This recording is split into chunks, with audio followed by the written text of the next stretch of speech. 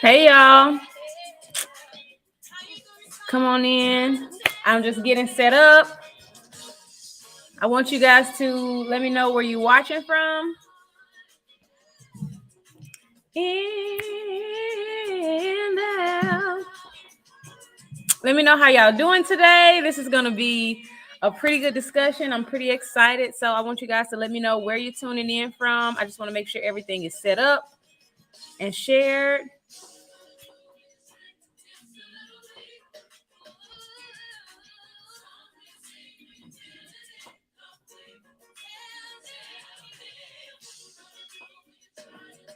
All right. We are good to go. All right.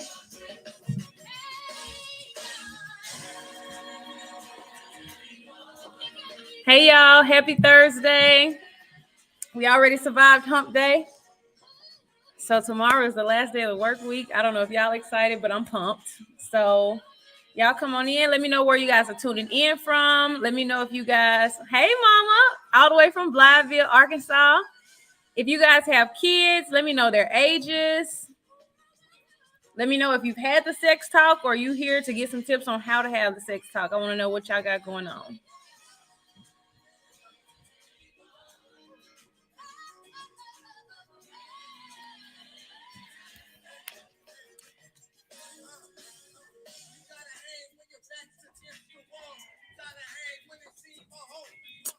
All right. Thank you guys so much for tuning in. My name is Whitney Kilgore, if you did not know, and I am the host of the Woman Intentionally podcast. I'm super excited tonight to talk to you guys about how we can talk to our kids about sex.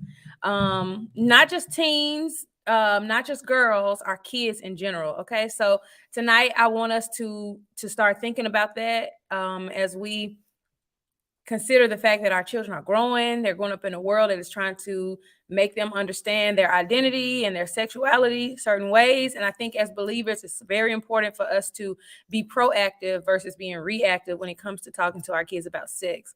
Make sure you guys go ahead and share this. If you know somebody who needs this, make sure you go ahead and tag them. If you guys have children already, let me know how old they are in the comments. Let me know if you've already had a sex talk with them, or girl, you nervous. Because if you're nervous, that's okay, because that's what we're here to talk about tonight. So I'm gonna go ahead and get started. We're gonna jump right into this thing.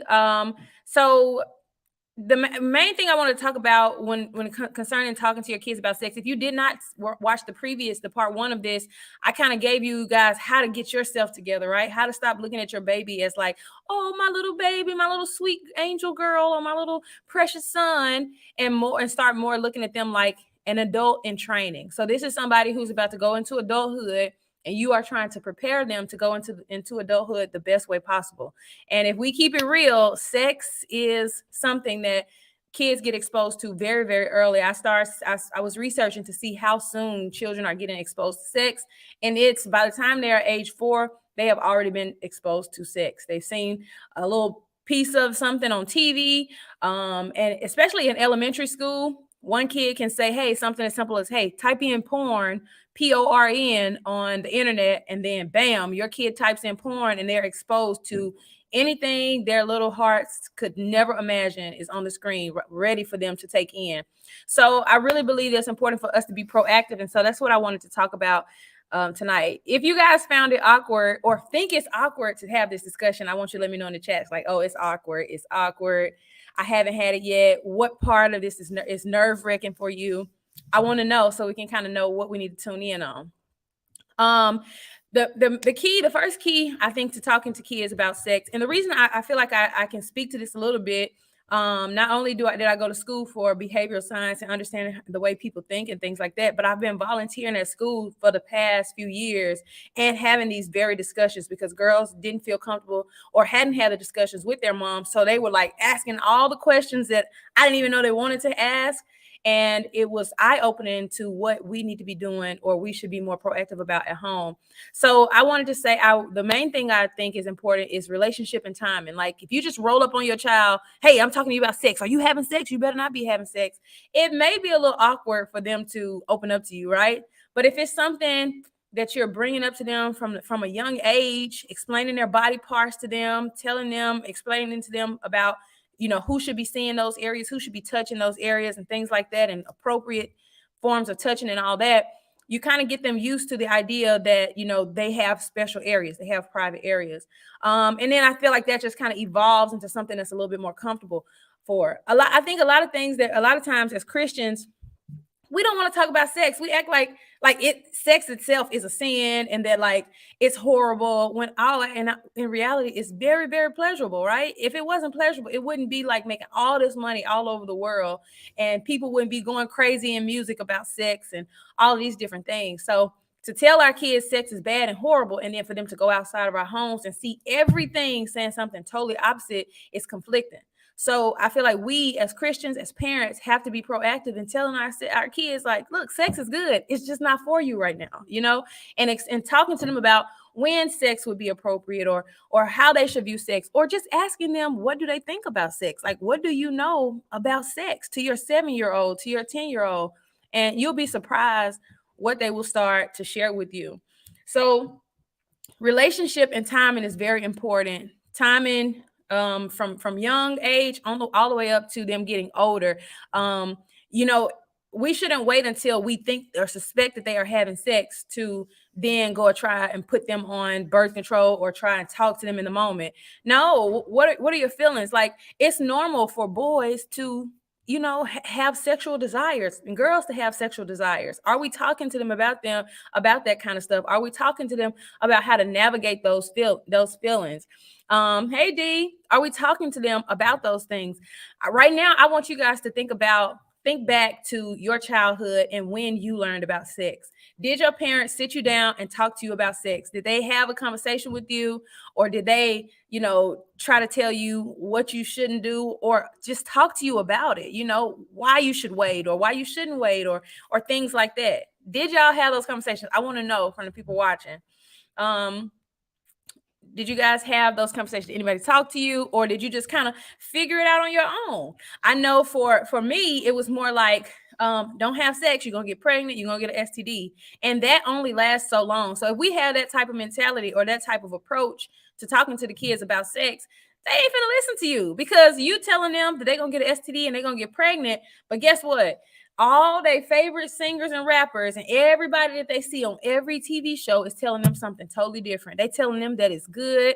You ain't gonna get pregnant, girl. Have as much sex as you want. Boy, you ain't got to worry about having no kids and all these different things. They're not telling them about the consequences or, the bottom lines about sex. And I feel like that's where we as parents come in. So we have an opportunity to get ahead of that, to be proactive instead of being reactive. So I want y'all to let me know, did you guys have that conversation? And when you were trying to figure out sex, how did you figure it out? Did you find out about sex from like a magazine? Did you find out by somebody inappropriate? You ain't got to tell me this, but like sometimes people find out about it, winged it through my friends. Yes, like, and our friends are getting it from whoever is on TV and whoever had an agenda on music videos.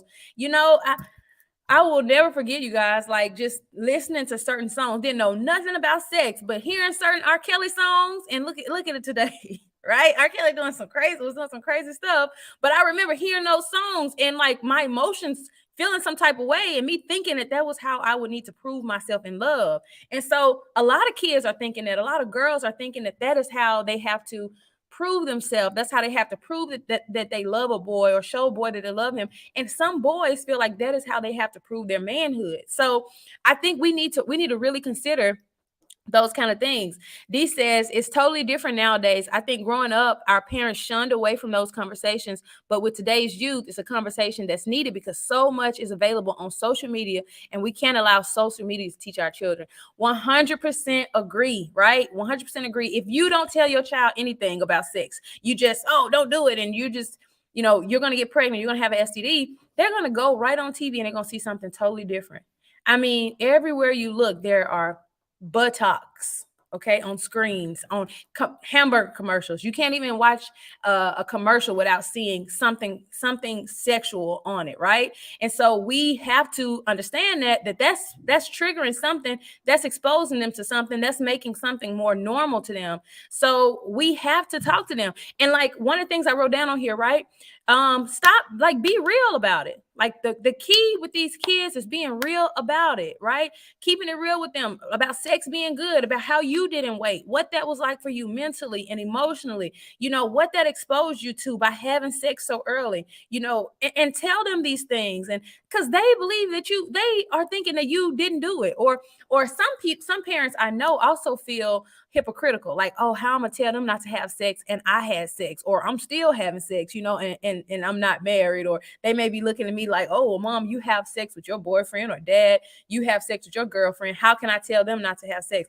That's something you got to work out within yourself, like, because in reality we are setting an example, right? So if we're doing these things and the kids are watching us as an example, we can talk all day, but if they're watching our example, then we have to be accountable for that. So, thinking about what you're doing, how you are living, how you're showing up and representing to them, and then sharing with them like why they shouldn't be doing it, not just don't do it.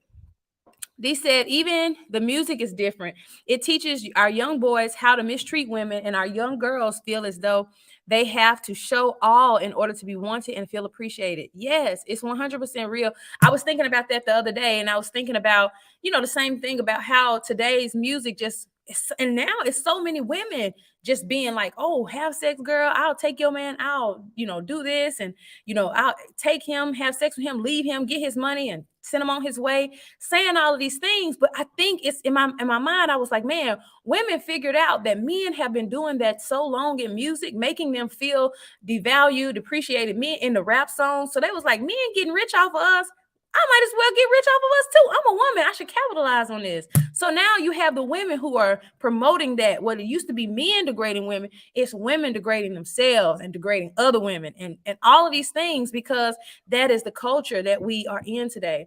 And so, while we can say, oh, it's just music, it's not that important. Well, when your 3-year-old has been hearing that version of music all the way up, and that's what she's seeing mommy riding to and bumping every day, and daddy playing it, when they see all of these things, it's feeding into their psyche. Oh, well, it's okay that she said that, she's gonna be, doing all these nasty things. I guess it's okay. I mean, I hear it in the songs. Maybe it's okay. Maybe that's what I need to aspire to be. And so we have to look at it like these are not just words that people are just saying. Like, maybe they're not considering how they're impacting people, but we have to consider how they are impacting children, how they're impacting our children. So yes, we have to be the example that we want them to see. It's so true. I mean, because that's the first example that they are seeing. And I think we got to take that seriously, y'all. We got to take it a little bit more seriously. So good talks.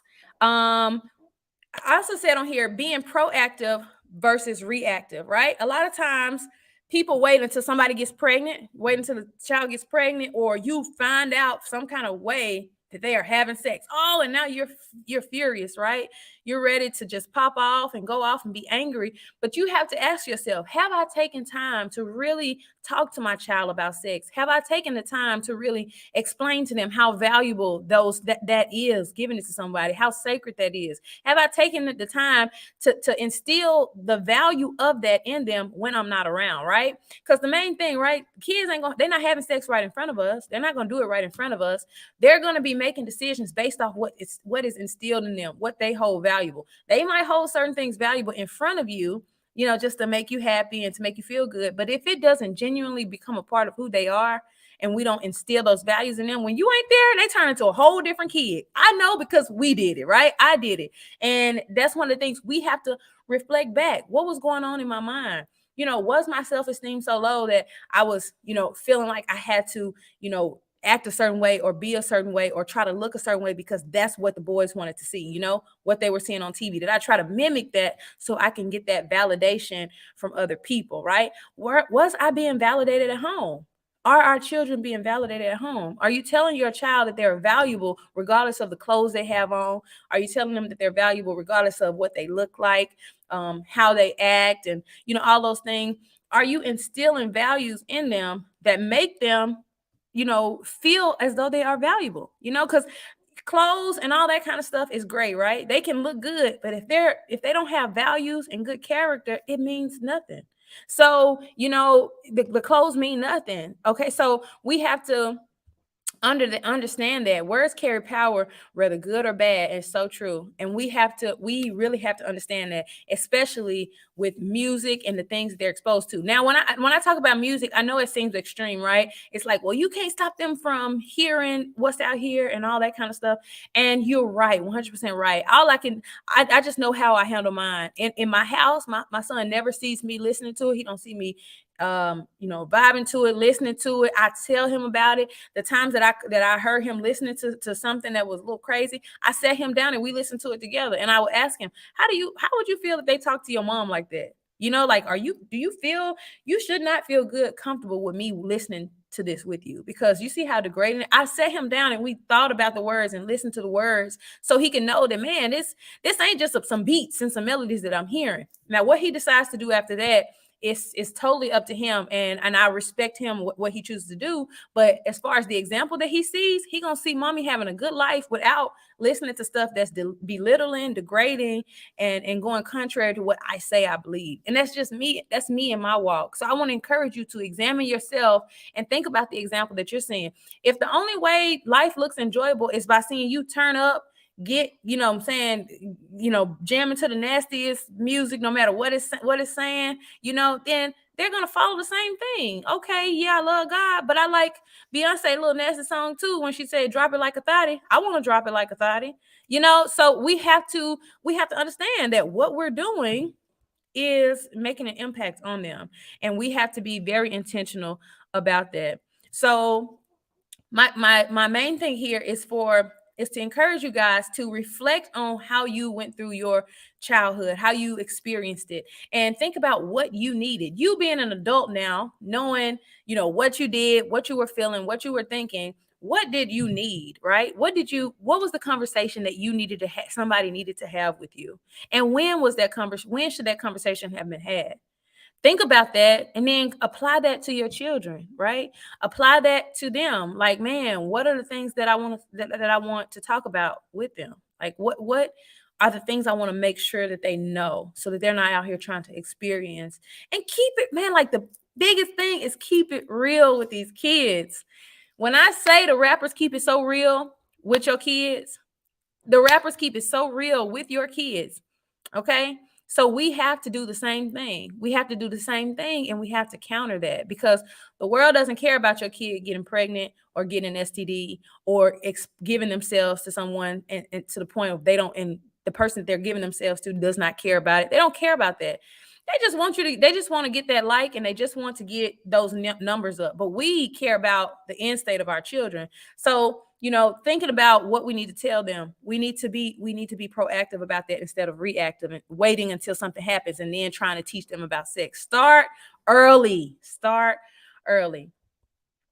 right. So, I told you guys that the next thing I was just going to say, like, understand the fact that either you talk to them or the world is going to talk to them. I've had some parents say, like, they don't talk, like, it's awkward to talk to their kids about porn. I've had parents tell me, like, oh, you got to be crazy to think that your child is not going to, masturbate and all this kind of stuff. Y'all can call me whatever y'all want to call me on that. I would rebuttal that and say, well, I'm not going to enable them, because they're like, oh, I just give them the lotion or the whatever it is and tell them to go to work, because it's normal for boys. No, I will never do that for my son. What I am going, if he don't hear from anyone else, he's going to hear from his mom that he can keep himself, that he can wait on his wife. Like I'm telling him those things because I know nobody else is going to tell him, right? And I know how valuable that is, even for him and a man. I want him to feel secure in his manhood without having to do that. So I'm telling him these things and talking to him. So, if you, feel sometimes, feeling like you might want to do that, you got to make sure that you ain't watching certain stuff, or you turn the TV off, or you take the computer out of your room at night. And if you're struggling with it, let us know so we can pray about it, man, because this is real life. Like, you're a boy, you're going to have desires and all this kind of stuff, and just keeping it real like that, and leaving that space open, right, man. If I'm struggling with pornography, if I'm struggling with this, man, my mom said I could come and talk to her. She said that, like, it's not weird that I'm, having these feelings. It's not. It's natural. But guess what? The enemy is here and waiting on those natural desires to be perverted. So he's waiting on your child to feel those sexual feelings or feel those desires, and he's ready. He got millions of websites waiting on your child to expose them to some crazy stuff that their minds are not ready for. And then next thing you know, it just opens them up and exposes them to so many things and lack of self-control that they'll be struggling with. So I just want to encourage you guys to keep it real with your kids. Keep it real with your kids. Get to know where your kids are. If you figure out, yes, ready to taint and pervert. It's so true. If you figure out that they are having sex, it's not too late, right? It's not too late. You can still talk to them, instead of like, oh, you out here having sex and going, off the deep end. Maybe you can try to get to the root of why you're having sex. What made you want to give that person yourself? Give yourself to that person. What did he do? Like what was so special about him? What was so special about her that you felt like you wanted to do that? And being proactive, man, you're gonna want to have sex. Like, I got a whole boy, you're gonna want to have sex. You know what I'm saying? But you need to think about these, like, who are you choosing? Who are you thinking about having sex with? Asking those questions so that he can start to develop this way of thinking for himself, this thought process for himself. Because if I never teach him a thought process behind, choosing someone to have sex with or choosing when to have sex, if I never give him any kind of thought process, what's he gonna do? Oh man, I'm feeling like I want to have sex. Let me go have sex. He ain't got nothing in his mind combating what the world is telling him to do. So as a parent, if nobody else believes in your kid, believes that your kid can wait, believes that your kid can, stop having sex and, become abstinent, become celibate. If nobody else believes that, you should believe that. And you should be encouraging that. Now, what they do outside of that, that's on them. But setting the right example and encouraging that as a parent is okay. And that's good, man. I really believe that that's what God wants from us. And so we have to be transparent and honest and help them understand why they should wait, right? If we out here talking about wait till marriage and all that kind of stuff, I had girls in high schools. Miss Whitney, it's 2000 and I think it was 2020 or something when I was in the school. Ain't nobody waiting to have sex no more. If I don't have sex with him, Miss Whitney, he gonna break up with me. You know what I'm like? This is the thought process. But, having time to just talk to them and saying things like, well, maybe if he is one to leave you for that, maybe he's not the one. Putting that in her head, maybe he doesn't really like you if the only reason he'll stay with you because you have sex with him. And now once you give him that, I mean, what else? What makes you so special? What makes your vagina so special, much more special than this vagina that he could go get as well? I be keeping it real with these kids. Do y'all hear me? And they be just like something so simple as that. They're like, I didn't really think about that, right? Because nobody's talking to them and helping them make wise decisions. Right. Then what? Once you give it to him, then what? Right? Because just keep y'all. We have so many experiences. We have so many personal experiences that our children can benefit from. So instead of acting like we've been holier than thou, Tyree know the deal. Okay. We keep it real with him. We keep it real with him about things we've been through, decisions we've made, all that kind of stuff, just because we want him to understand, like, we made some bad decisions. you know, and you have an opportunity to do something different. This is what happened when we did A, B, and C. You could do A, B, and C, and you're gonna get the same results, or you could try this right here. You know what I mean? Like you could see the results of, you know, having kids all over the place and not being able to be in their lives. You can see what that looks like. You can think about how that might hurt somebody. Maybe you shouldn't be having sex with everybody, right? So I don't know. I just feel like I do know talking to our kids about these things, and keeping it real with them is very, very beneficial. What questions do y'all have, or points that y'all want to make? D says, I'm blunt and direct with my son because you won't be able to say you didn't know. That's my thing, man. You will not be able to say you did not know. And a lot of people right now, a lot of people can't honestly say that they don't know, because a lot of moms and a lot of dads are looking at this kid like, oh, that's my little baby. I just don't want to see them like that. No, your little baby has all the parts required to do what the world wants it to do. And so you have to be proactive and understanding, like, man, instead of looking at my child like my little baby, what does this child need to know in order to be a productive adult, to keep themselves? What are the things I need to instill in them so that they can try to make better decisions than I made, right? And giving them the freedom to do that, but at least presenting them with some options and presenting them with the information and tools that they need to do it. Simply wait until they get 16 or 17. By the time they're 16 or 17, it's late. Okay, it's not too late, but it's late.